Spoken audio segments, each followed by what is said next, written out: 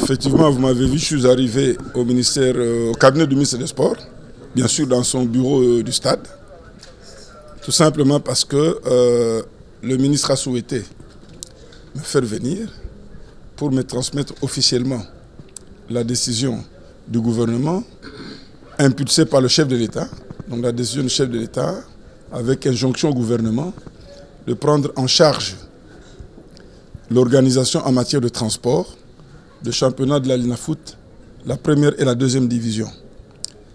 Et donc, dans ce cadre-là, je devais officiellement venir présenter les remerciements de la FECOFA, Fédération Congolaise de Football Association, et derrière elle, de tous les mélomanes de football, pour cette première qui constitue une avancée importante dans le cadre de l'organisation de notre championnat national. Si vous vous souvenez bien, depuis de lustres, paix à son âme, le ministre Kibasa Maliba avait lancé le programme, le même projet, mais hélas, la difficulté c'était les moyens de transport.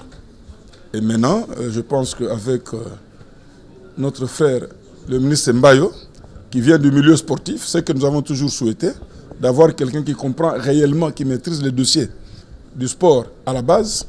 Il a pu comprendre et en discuter avec le chef de l'État qui a, dans son élan de grand sportif, accepté et donné injonction au gouvernement de pouvoir prendre toutes les dispositions idoines pour que ce championnat soit pris en charge en matière de transport et déplacement des équipes et des officiels, afin d'avoir quand même un championnat assez compétitif et régulier. Parce que souvent de la presse, vous nous faites des reproches qu'il y a des irrégularités, changement de calendrier.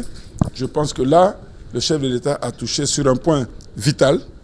Et si le gouvernement l'exécute correctement, je pense que nous n'aurons pas de problème. Et c'est là où je m'adresse maintenant au gouvernement. Pas au chef de l'État. Au chef de l'État, on l'a remercié. Il a fait ce qu'il devait faire en tant que le premier sportif. Mais ma crainte, je le dis et je le répète, c'est le gouvernement. Parce qu'il y a des dossiers.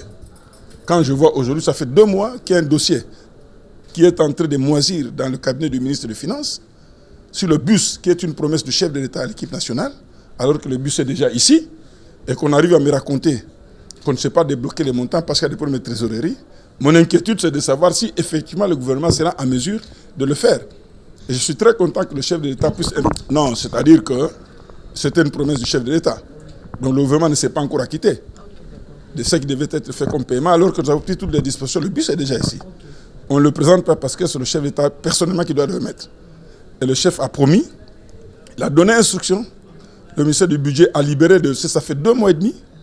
Et il est tenté de moisir dans le cabinet du ministre des Finances. Donc c'est pour ça que je me pose la question. Et je suis en droit d'avoir ces inquiétudes, tout en remerciant le chef de l'État. Mais il faudrait que le gouvernement s'acquitte réellement de ces choses. Sinon, ça sera une catastrophe. Ça sera une catastrophe. Et j'ai la foi. J'ai la foi, je connais quand même personnellement le chef de l'État. J'ai la foi, puisqu'il a pris un engagement. J'ai la foi qu'il y veille. Et il veut que les choses se passent comme ça. Mais maintenant, au gouvernement. Deuxième exemple. Vous vous rappelez, on avait sillonné avec le Premier ministre ici sur l'aménagement du stade. La veille du match contre le Libéria. Nous avons eu la visite avec le Premier ministre, nous avons visité tous les compartiments de ce stade. Donc le gouvernement était suffisamment sensibilisé. Mais est-ce qu'il fallait vraiment que le chef d'État revienne encore aujourd'hui pour donner instruction au gouvernement pour pouvoir financer cela? Et c'est là que je me pose la question. C'est ça mon inquiétude. On me dira que le gouvernement n'était pas informé, mais le premier était ici, nous avons fait tous les tours. Vestiaire, partout on a montré qu'est-ce qui n'allait pas. Il a pris acte. Mais à ce jour, rien n'a été fait. C'est ça mes inquiétudes. Je l'ai dit au ministre, j'ai dit, nous sommes très heureux que le président ait donné ces instructions-là. Nous sommes très heureux que dans le communiqué officiel du gouvernement, qui est ces rendus-là, mais maintenant, comme Saint Thomas, je dois voir la réalité sur le terrain. Et ça, c'est le gouvernement. Ce n'est plus le chef de l'État. C'est le gouvernement qui doit nous rendre compte pourquoi, comment ils vont le faire et quand ils vont le faire, dans quel délai. C'est ça l'essentiel. Parce que la préoccupation, c'est laquelle? Personne n'ignore que ce stade tel qu'il est aujourd'hui, et la FIFA et la CAF ne veulent pas que les matchs se jouent ici. C'est ça la réalité de la situation. Ils ne veulent pas parce que ce stade ne répond plus aux normes exigées pour pouvoir abriter des matchs internationaux. Et la FIFA va même plus loin.